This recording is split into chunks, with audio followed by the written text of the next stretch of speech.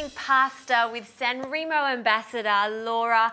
Laura, you make fantastic pasta, but there's not many ingredients here. No, I've got this super simple Cacio e Pepe. So it's a traditional Roman pasta dish. But before I tell you about it, I reckon we should get the pasta into the pot. Sounds fantastic. So I have some artisan spaghetti here, and as you can see, Justine, the edges of the pasta are really, really rough.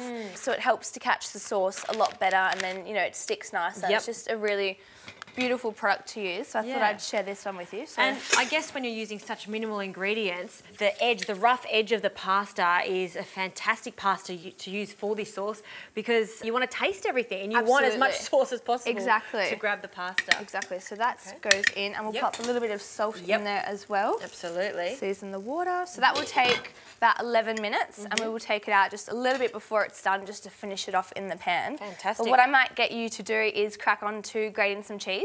So we've got some pecorino cheese, so it's a sheep's milk cheese. So if you don't have this, you could use Parmigiano cheese, which is available everywhere.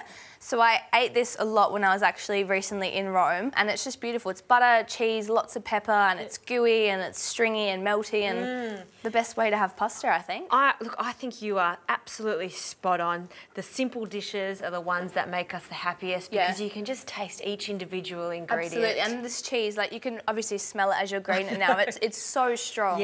And as long as you've got a few really, really good ingredients, I don't think you can go wrong with a simple pasta dish. Absolutely. And how much do you want? I need about 100 grams, so maybe a little bit more. Just a little bit more. And then, if we need some extra, we can always grate it on fresh. Sounds good to me. All right, so that's the cheese done. Our butter's ready. We've got some pepper. All we need to do is wait for that pasta to be almost cooked before we start making this sauce. Sounds good. Far too easy.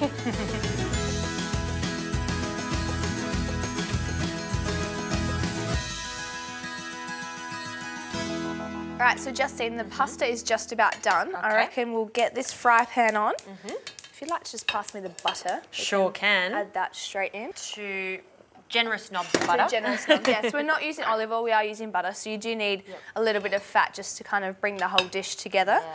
And the butter is almost going to give this a creaminess, an instant creaminess to the sauce. And then, you know, the cheese can stick to it, and even a lot of the actual pasta water itself will really help to form like a gooey sauce. And it's only the last couple of years that I've started to do that, use the starchy water, and you know, we throw it away straight away, but even just a tablespoon really creates a glossy sauce. It does, it changes it so dramatically. Like, we always at home just used to pour it out in the sink, and then now it's like, no, put something underneath it, get a mug, and all right, I reckon we can add the pasta straight in. And I've noticed you left turning the pan on to the last minute, then add the butter, because if you heat that pan up too high, then add the butter, the milk solids will burn straight away. Yes. Which will give us an unpleasant flavour as opposed to a really creamy flavour. Yeah, exactly. And I mean, burnt butter is delicious, but we don't want it for this recipe. So we'll turn that pasta off. We'll just start moving this around and tossing it. Now you can add in the cheese if you want, Justine. Okay. So nice big handful. Some salt. Yes. Beautiful. Oh. And then obviously we need some pepper in here. So if you'd like to get onto that, and I'll add some pasta water. And does it matter how coarse the pepper is, or? I like it quite coarse. Quite coarse. Yeah. Okay. Chunky pepper, which is going to give it some heat. Maybe a little bit more water. I'm so happy you're showing us how to do this recipe, because I think sometimes these simple recipes, when you come home from work, you can still have a really elegant dish, and it is. It's something that you have in Italy quite often. It is. To start a meal, or just to have it when you've had a busy day at work. 5 minutes, dinner's done. What? Exactly. We should say 11 minutes. 11 minutes. But, you know, it is easy. You can put the pasta on, go do some washing, or, you know, have a shower after work. Yep. Ooh, looks good. They're good to go. And it really does look like there's cream in there, but there's no cream. It's the butter and a bit of that starchy water. Yeah.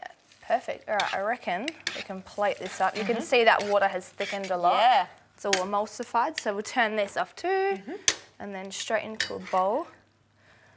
Yum. You can just smell that cheese. I know. This would probably be the one occasion where I say I may not add extra cheese, because there's so much cheese in it. Are you sure? We can. Maybe I will. Alrighty. I reckon that's enough for you and I to try just for now. Give the plate a little white, make it look a bit pretty. So if you want to top with a little bit more cheese. Just the smallest amount. Yeah, and then maybe just a bit more pepper just to finish it. Bit of pepper. And then I reckon you should give it a try. All right, well, it'd be rude for you not to try it too. That's true. Yum. Pasta cooked al dente, I can see that. Mmm. Mmm. Bellissimo. It is absolutely delicious. Yum.